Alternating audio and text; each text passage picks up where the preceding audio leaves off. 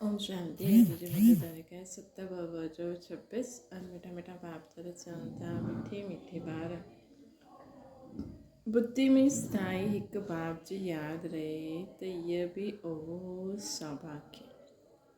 प्रश्न जी ॿारनि की सर्विस जो शौक़ु हूंदो उनजी निशानी छा आहे?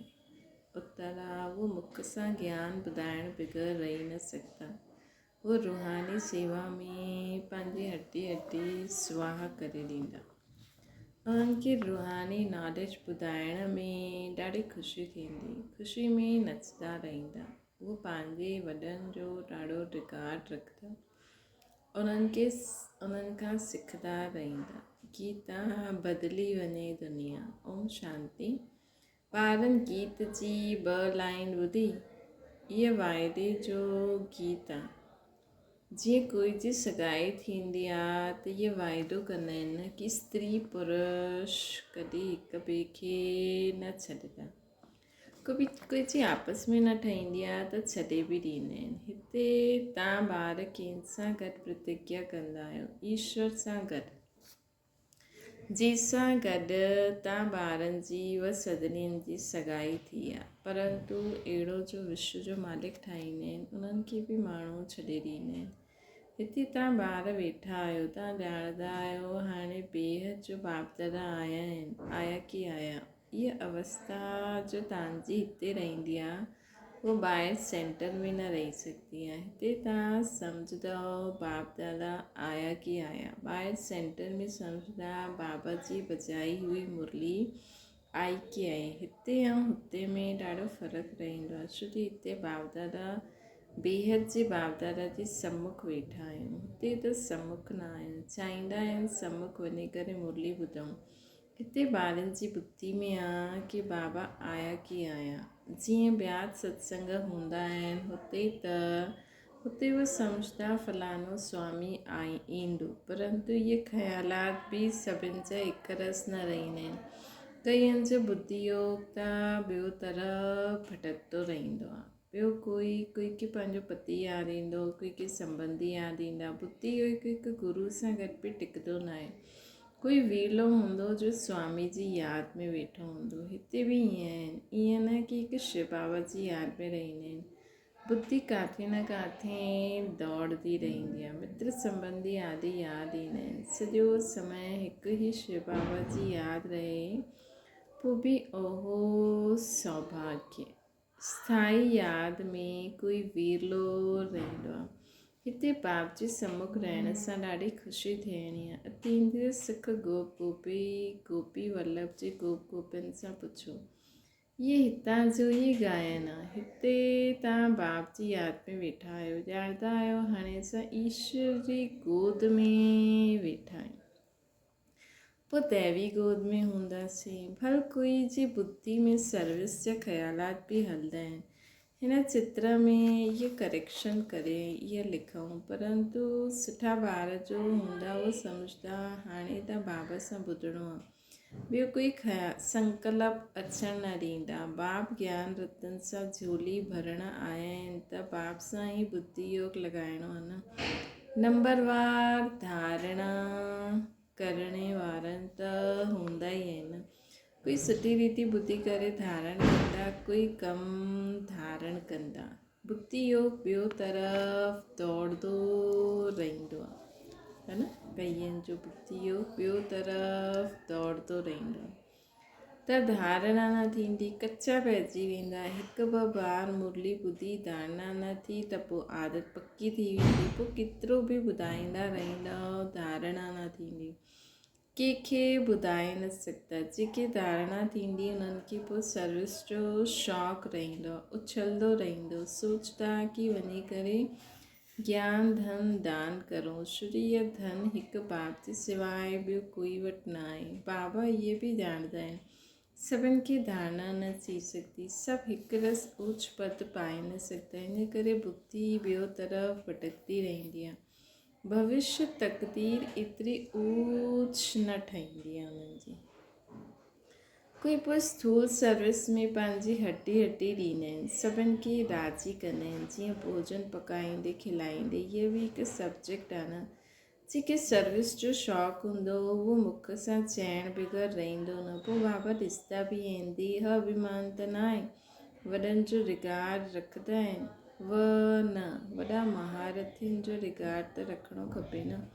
हा, कोई नंढा बि होशियार थी वेंदा आहिनि त थी सघंदो आहे वॾनि खे उन्हनि जो रिगार्ड रखिणो पए, छो जो बुद्धि उन्हनि जी गैलप करे वरिती आहे। सर्विस जो शौक़ु ॾिसी बाप खे त ख़ुशी थींदी आहे न।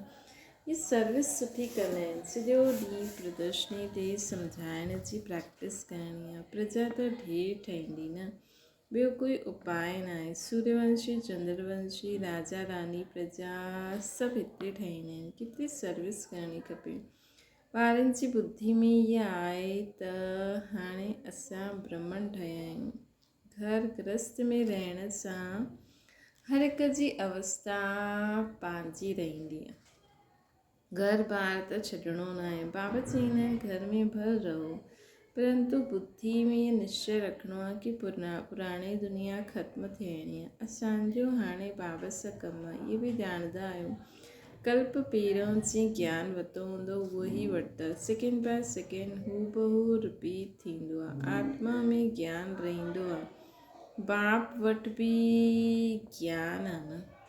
तव्हां ॿारनि खे बि बाप जहिड़ो ठहिणो आहे, पॉइंट्स धारण करणी आहे। सभी पॉइंट्स हिकु ई समय न सम्झाइबी आहे। विनाश बि साम्हूं बीठो आहे, ये उहो ई विनाश आहे। सत्य त्रेता में त कोई लड़ाई न थींदी आहे।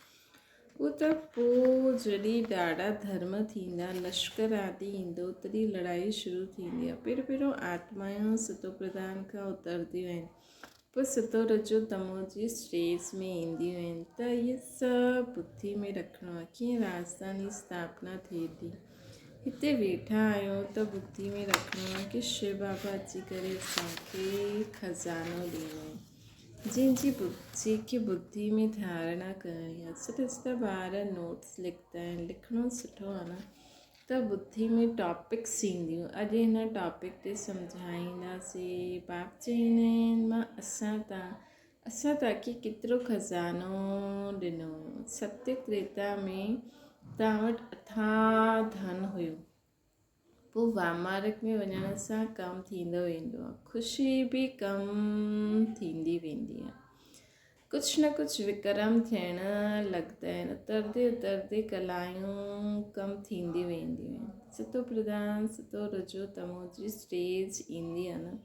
सतो खां रजो में ईंदा आहियूं त हीअं न कि फट सां अची वेंदा आहिनि, धीरे धीरे उतरंदा आहियूं। तमो प्रधान बि धीरे धीरे सीढ़ी उतरंदा वेंदा आहियूं। कला कमु थींदी वेंदी आहे, दिन प्रतिदिन कमु थींदी वेंदी। हाणे जंप लॻाइणो आहे, सतो प्रधान ठहिणो आहे। हिन जे लाइ टाइम बि खपे। ॻायल बि आहे न, चढ़े त चाके वैकुंठ रस, काम जी चमाट लॻंदी आहे त हिकदमि चकनाचूर थी वेंदा आहिनि, हड्डी हड्डी टुटी पवंदी आहे। कोई मनुष्य पंहिंजो जीव घात कंदा आहिनि, आत्मघात न चइबो आहे, जीव घात चइबो आहे। हिते त बाबा सां वरसो पाइणो आहे, बाबा खे यादि करिणो आहे, छो जो बाप सां बादशाही मिलंदी आहे। पाण सां पुछिणो आहे असां बाप खे यादि करे भविष्य जे लाइ केतिरी कमाई कई आहे, केतिरे अंधनि जी लाठी ठहिया आहियूं असां। घर घर में पैगाम ॾियणो आहे, कीअं पुराणी दुनिया बदिले थी। बाबा नई दुनिया जे लाइ राजयोग सिखाइनि था न। सीढ़ी में सभु ॾेखारियो आहे, इहे ठाहिण में महिनत लॻंदी आहे। सॼो ॾींहुं ख़्यालात हलंदा रहंदा आहिनि। अहिड़ो सहज ठाहियूं जो कोई सम्झी वञे। सॼी दुनिया त न ईंदी न, देवी देवता धर्म वारा ई ईंदा। तव्हांजी सर्विस त ॾाढी हलणी आहे। तव्हां ॼाणंदा आहियो असांजो इहे क्लास केसि ताईं हलंदो न, त तव्हां ॼाणंदा आहियो असांजो इहे क्लास केसि ताईं हलंदो। उहे त लाखों वर्ष कल्प जी आयु सम्झंदा आहिनि, त शास्त्र आदि ॿुधाईंदा ई रहंदा आहिनि। सम्झंदा आहिनि इहे अंत में थींदो तॾहिं सभिनि जो सदगति दाता ईंदो। जॾहिं अंत थींदो तॾहिं सभिनि जो सदगति दाता थींदो। ऐं जो असांजा हली विया आहिनि उन्हनि जी गति थी थी वेंदी पोइ असां बि वञी करे ज्योति जोत में समाईंदासीं। परंतु हीअं न आहे। तव्हां हाणे ॼाणंदा असां अमर बाप द्वारा सची सची अमर कथा ॿुधूं था। त अमर बाप खे चईंदा आहियूं, अमर बाप जो चईंदा आहिनि उहो मञिणो खपे न। सिर्फ़ु चईंदा आहिनि मूंखे यादि करो, पवित्र ठहो, न त सचायूं बि ॾाढी खाइणी पवंदियूं, पद बि कमु मिलंदो। सर्विस में महिनत करणी आहे। जीअं ददीची ऋषि जो मिसाल आहे न, हड्डियूं बि सर्विस में ॾेई छॾियईं। पंहिंजे शरीर जो बि ख़्यालात न कयईं। सॼो ॾींहुं सर्विस में रहणो आहे। उन्हनि खे चइबो आहे सर्विस में हड्डियूं ॾियणु। हिकु जिस्मानी हड्डी सर्विस, ॿियो आहे रूहानी सर्विस हड्डी, रूहानी हड्डी सर्विस। रूहानी सर्विस वारा रूहानी नॉलेज ई ॿुधाईंदा रहंदा। धन दान कंदे ख़ुशी में नचंदा ई रहंदा। दुनिया में मनुष्य जो सर्विस कंदा आहिनि उहो जिस्मानी आहे। शास्त्र ॿुधाईंदा आहिनि उहो कोई रूहानी सर्विस त न आहे न। रूहानी सर्विस त सिर्फ़ु बाबा ई अची करे सेखारींदा आहिनि। स्पिरिचुअल बाप ई अची करे स्पिरिचुअल ॿारनि खे अर्थात आत्माउनि खे पढ़ाईंदा आहिनि। तव्हां ॿार हाणे तयारी करो था न सत्युगी नई दुनिया में वञण जे लाइ। हुते तव्हांखां कोई विक्रम न थींदो। हूअ आहे ई राम राज्य। हुते हूंदा ई थोरा माण्हू आहिनि। हाणे त रावण राज्य में सभु दुखी आहिनि। इहे नॉलेज, सॼी नॉलेज बि तव्हांजी बुद्धि में आहे। नंबरवार पुरुषार्थ अनुसार हिन सीढ़ी जे चित्र में सॼी नॉलेज अची वेंदी आहे। बाप चईंदा आहिनि ये अंतिम जन्म पवित्र ठहो त पवित्र दुनिया जा मालिक ठहींदव। ये अंतिम जन्म पवित्र रहो त पवित्र दुनिया जा मालिक ठहींदव। तव्हांखे सम्झाइणु अहिड़ो आहे जो मनुष्य खे पतो पए कि असां सतो प्रधान सां तमो प्रधान ठहिया आहिनि। पोइ याची यात्रा सां असांखे सतो प्रधान ठहिणो आहे। ईअं माण्हुनि खे सम्झाइणो आहे ताकी उन्हनि खे लॻे कि वाक़ई में असां तमो प्रधान ठहिया। ॾिसंदा आहिनि त बुद्धि हलंदी आहे। इहा नॉलेज कोई वटि न आहे। चईंदा इहा सीढ़ी में ॿियो कोई धर्मनि जो समाचार किथे आहे। उहो पोइ हिन गोले में लिखियलु आहे। उहा नई दुनिया में ईंदा ई न आहे। ॿिया धर्म वारा नई दुनिया में ईंदा ई न आहिनि। उन्हनि खे शांती मिलंदी आहे। भारतवासी ई स्वर्ग में हुया। बाप भी भारत में ही अची करे राज्य सेखारींदा आहिनि। इन करे भारत जो प्राचीन युग सभु चाहींदा आहिनि। हिन चित्रनि में उहो ख़ुदि बि सम्झी वेंदा बराबरि नई दुनिया में सिर्फ़ु भारत ई हूंदो। अब पंहिंजे धर्म खे सम्झी वञे। भल क्राइस्ट आयो धर्म स्थापना करणु। हिन समय उहो बि तमो प्रधान आहे। इहे रचना ऐं रचना जी केॾी वॾी नॉलेज आहे। तव्हां चई सघंदा आहियो असांखे कंहिंजे पैसनि जी दरकार न आहे। पैसा असां छा कंदासीं। तव्हां बि ॿुधो, ॿियनि खे बि ॿुधायो। इहे चित्र आदि छपायो। हिन चित्रनि सां कमु वठिणो आहे। हॉल ठाहियो। हिते इहा नॉलेज ॿुधाइबी आहे न। बाक़ी असां पैसा वठी करे तव्हां सां छा कंदासीं। तव्हांजे घर जो कल्याण थींदो आहे। तव्हांजे ई घर जो कल्याण थींदो। तव्हां सिर्फ़ु प्रबंध करो। ॾाढा अची करे चईंदा रचना ऐं रचना जी नॉलेज त ॾाढी सुठी आहे। इहा त मनुष्यनि खे सम्झाइणी आहे न। विलायत वारा इहा नॉलेज ॿुधी करे ॾाढी पसंदि कंदा, ॾाढा ख़ुशि थींदा। सम्झंदा असां बि बाप सां गॾु योग लॻायो आहे त विक्रम विनाश थींदा। सभिनि खे बाप जो परिचय ॾियणो आहे। सम्झी वञनि इहे नॉलेज त गॉड जे सवाइ कोई ॾेई न सघंदो आहे। चईंदा आहिनि ख़ुदा बहिश्त स्थापना कई, परंतु उहो कीअं ईंदा आहिनि इहे कंहिंखे बि पतो न आहे। तव्हांजी ॻाल्हियूं ॿुधी करे ख़ुशि थी पोइ पुरुषार्थ करे योग सिखंदा। तमो प्रधान सां सतो प्रधान ठहिण लाइ पुरुषार्थ कंदा। सर्विस जे लाइ त ॾाढा ख़्यालात करणा खपनि। भारत में हुनर ॾेखारे तॾहिं बाबा ॿाहिरि बि मोकिले विदेश में। इहो मिशन वेंदो। हाणे त टाइम पियो आहे। नई दुनिया ठाहिण में कोई देरी थोरी लॻंदी। काथे बि अर्थक्वेक आदि थींदी त ॿ टे वर्ष में हिकदमि नयो मकान आदि ठाहे ॾींदा आहिनि। कारीगर ॾाढा आहिनि। सामान सॼो तयारु थिए पोइ ठहिण में देरी थोरी लॻंदी आहे। विलायत में मकान कीअं ठाहींदा आहिनि, मिनट मोटर त स्वर्ग में केतिरो जल्दी ठहींदा। सोनो चांदी आदि त हुते ॾाढा ई हूंदा न, तव्हांखे मिली वेंदा। खानियूं सां तव्हां सोना चांदी हीरा खणी ईंदा। हुनर त सभु सिखनि था न। साइंस जो केतिरो घमंड हले थो, इहा साइंस पोइ हुते कमु ईंदी। हिते सिखण वारा पोइ ॿिए जन्म उते वठी इहे कमु कंदा, कम में लाहींदा। हुन समय त सॼी दुनिया ई नई थी वेंदी। रावण राज्य ख़तमु थी वेंदो। 5 तत्व बि क़ाइदे अनुसार सर्विस में रहंदा आहिनि। स्वर्ग ठही वेंदो आहे न, हुते कोई अहिड़ो उपद्रव न रहंदो आहे। रावण राज्य ई न आहे, सभु सतो प्रधान थी वेंदो। सभिनि खां सुठी ॻाल्हि आहे कि तव्हां ॿारनि खे बाप सां ॾाढो लव हुजिणो खपे। बाबा खज़ानो ॾींदा आहिनि, उन्हनि खे धारणा करे ॿियनि खे दान बि करिणो आहे। जेतिरो दान ॾींदा ओतिरो इकठो थींदो वेंदो। सर्विस ई न कंदा त धारणा कीअं थींदी। सर्विस में बुद्धि हलाइणी आहे। सर्विस त ॾाढी ढेर थी सघंदी आहे। बाबा चवनि था, वैसे बि हाणे शिवरात्रि अचे थी त सर्विस त ॾाढी ढेर थी सघंदी आहे। त कोई न कोई युक्ति रचो। हर हिक जा सर्विस ख़्यालात हलंदा आहिनि। उहो ॿुधी करे यथार्थ निर्णय करे उन अनुसार पूरे विश्व में बाबा जी सर्विस ॾाढी धूमधाम सां करो ताकी सभी आत्माउनि जी जोत जगी वञे, सभिनि खे मुक्ति जीवन मुक्ति जो वरसो मिली वञे। दिन प्रतिदिन उन्नति खे पाइणो ई आहे, पंहिंजी बि उन्नति करणी ई आहे। अच्छा मीठी मीठी सिकियल ते ॿारनि प्रति माता पिता बाप दादा जो यादि प्यार ऐं गुड मॉर्निंग। रूहानी बाप जी सभिनि रूहानी ॿारनि खे नमस्ते।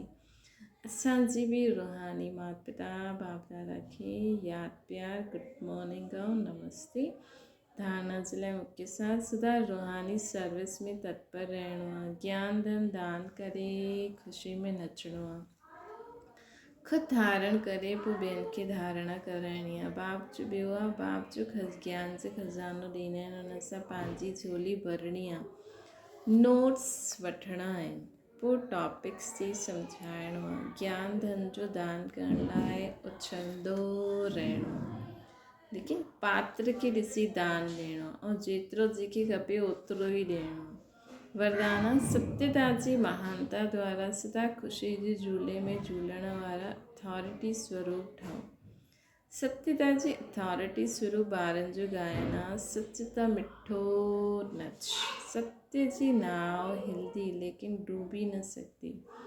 तव्हांखे बि कोई केतिरो बि हिलाइण जी कोशिशि करे, लेकिन तव्हां सत्यता जी महानता सां ॿियो ई ख़ुशी जे झूले में झूलंदा आहियो।